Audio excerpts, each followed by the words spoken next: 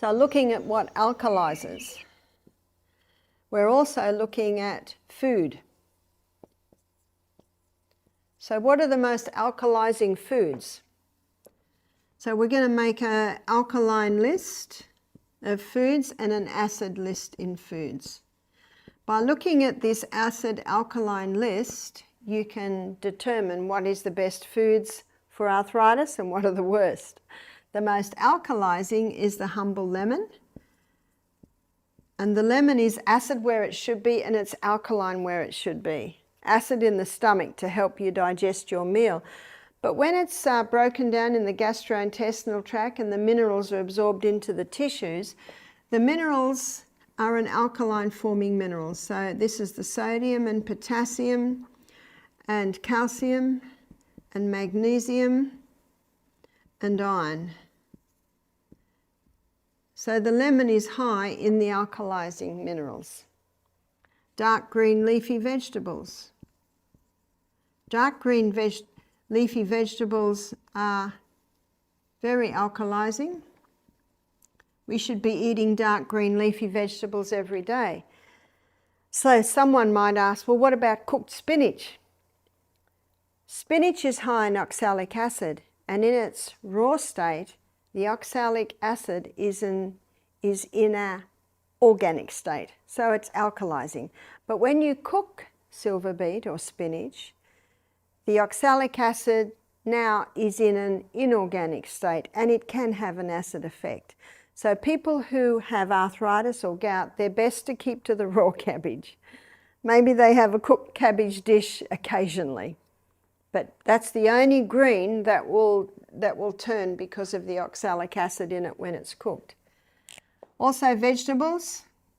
Vegetables have an alkalizing effect, but for the arthritic person, there are a few vegetables that can have an acid effect, and that's bell pepper.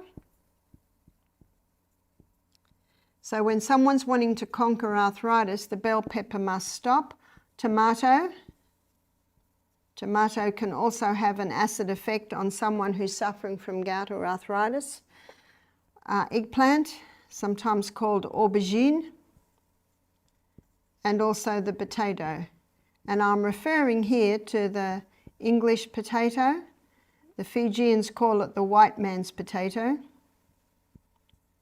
I'm not referring to the sweet potato. The sweet potato is not a potato, it is a yam. So these can have an acid effect on the arthritic person.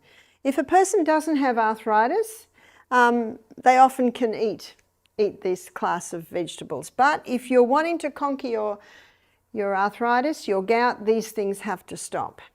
Not forever, it's just till you've conquered it. Also fruit. Fruit is alkalizing. Millet. Millet is an alkaline grain, as is quinoa,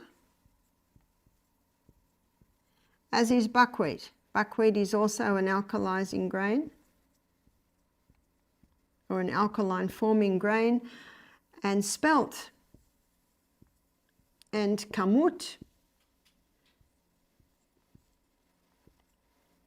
These are alkalizing grains. There's another one called enkenhorn. So any of your ancient grains from the ancient wheat have an alkalizing effect. Almonds are the alkalizing nut, and Brazil nuts. They're the two alkaline forming nuts. And regarding legumes, the lima bean and lentils and soy. And again, the soy must be organic, non-GMO. All your seeds, they also have an alkalizing effect. The most acid food that can go into the body is the pure crystallized acid that's extracted from the sugarcane plant. It is incredibly acid, it's a pure acid. Also meat. Dr. Colin Campbell, in his book China Study, he shows how he could turn cancer cells on and off by the amount of meat and dairy products that he was giving them, because cancer loves an acid environment.